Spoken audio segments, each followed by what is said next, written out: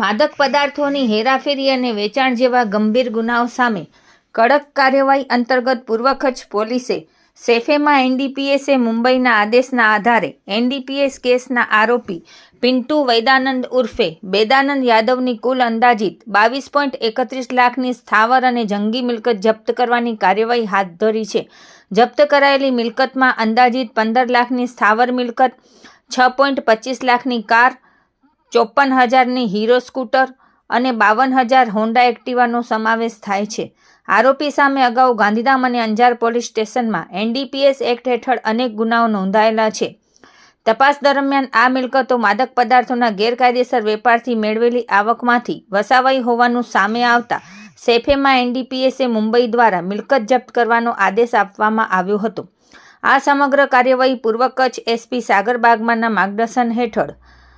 SOG તત્કાલીન PI DD Jhala અને SOG PI BV Borisagar દ્વારા તથા એસઓજી સ્ટાફ દ્વારા કરવામાં આવેલ છે. પૂર્વ કચ્છ પોલીસે જણાવ્યું છે કે ગુજરાતમાં કોઈપણ પોલીસ યુનિટ દ્વારા એનડીપીએસ એક્ટ હેઠળ મિલકત જપ્ત કરવાની આ પ્રકારની પ્રથમ કાર્યવાહી હોવાનું માનવામાં આવે છે. રાજ્ય સરકારનું જે એક ખાસ અભિગમ છે ડ્રગ્સ વિરુદ્ધ કડક કાર્યવાહી કરવાનો અને જેટલા પણ એના સાથે જોડાયેલો પેડલરો હોય એમના વિરુદ્ધ છે કોઈ પણ એવી પ્રવૃત્તિ હોય જે ગેરકાયદેસર જણાતી હોય એમના વિરુદ્ધ કડક કાર્યવાહી કરવાનો જે અભિગમ છે એના અનુસંધાને માનનીય ડીજીપી સાહેબ,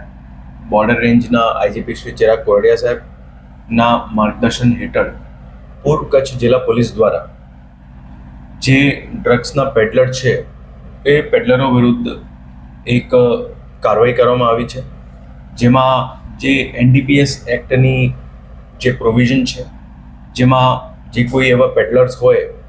એ પેડલર્સ ડ્રગ્સની બધીથી ઉપજાવેલ ઇન્કમથી પોતાની જંગમ અથવા સ્થાવર મિલકતો વસાવેલ હોય તો એના ઉપર પોલીસ દ્વારા કાર્યવાહી થઈ શકે. એના આધારે એક વ્યક્તિ છે જેમનું નામ છે પિન્ટુ યાદવ, મૂળ બિહારનું છે પણ અહીંયા કચ્છમાં અંજાર વિસ્તારના વરસામેડીમાં એમનું રહેવાસ હતું. એમના વિરુદ્ધ ટોટલ 4 એનડીપીએસના ગુના દાખલ થયેલા છે,